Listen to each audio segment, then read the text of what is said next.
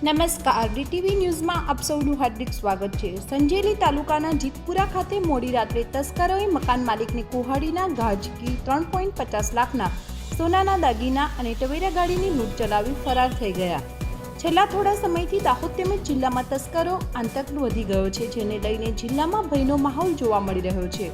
ગત મોડી રાત્રે સંજેલી તાલુકાના જીતપુરા ખાતે નિવૃત્ત શિક્ષક દીપસિંહ પલાસ પોતાના પરિવાર સાથે ઊંઘતા હતા। તે દરમિયાન રાત્રિના 2 વાગ્યાની આસપાસ તસ્કરોએ ઘરમાં પ્રવેશ કર્યો હતો। ઘરમાં અવાજ થતાં દીપસિંહભાઈ જાગી ગયા, જેને પગલે તસ્કરે કુહાડી વડે તેમના ઉપર હુમલો કર્યો હતો।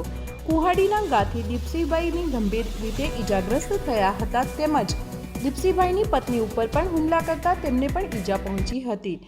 ગઈ તારીખ 13/4/2024ના રોજ સંજેલી પોલીસ સ્ટેશનના જીતપુરા ગામે લૂંટવીટ મર્ડરનો બનાવ બનેલો છે। આ કામની હકીકત એવી છે કે ફરિયાદીબેન રાજમોતીબેન દીપસિંહ પલાસ તથા તેમના પતિ દીપસિંહ પલાસનાઓ જીતપુરા ગામે નિવૃત્ત શિક્ષક તરીકે રહેતા હતા અને ગઈકાલ રાતના આશરે 2:30 વાગ્યાના સુમારે કોઈ અજાણ્યા સમયે ઘરમાં પ્રવેશ કરી અને જે ફરિયાદી છે તેના પતિને ગળાના પાછળના ભાગે કુહાડી જેવા હથિયારથી ગંભીર પ્રકારની ઈજા કરી અને ઘરમાંથી સોનાનું લોકેટ, સોનાની ચેન અને સોનાનો દોરો લૂંટ કરી અને જતા રહેલ છે અને ફરિયાદીની પોતાની ટવેરા ગાડીની પણ આ કામે લૂંટ કરી અને ગયેલ છે।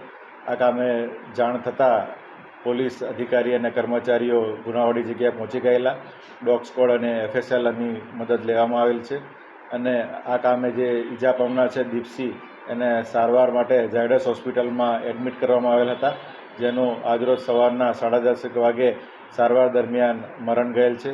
જે અનુસંધાને સંજેલી પોલીસ સ્ટેશનમાં IPC કલમ 394, 397 અને 302 મુજબનો ગુનો રજીસ્ટર કરવામાં આવેલ છે અને હાલ તપાસ ચાલુમાં છે।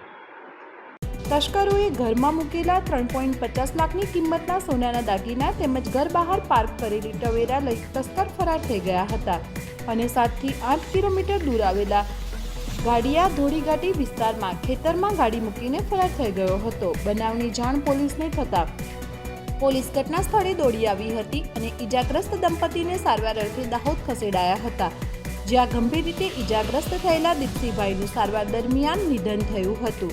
બનાવને પગલે પરિવારજનોમાં શોકનું મોજું ફરી વળ્યું હતું। બનાવની ગંભીરતાને ધ્યાનમાં લઈ દાહોદ SP, DYSP, LCB સહિતની પોલીસની ટીમો જીતપુરા ખાતે દોડી આવી હતી અને સમગ્ર મામલે આગળની તપાસ હાથ ધરી છે।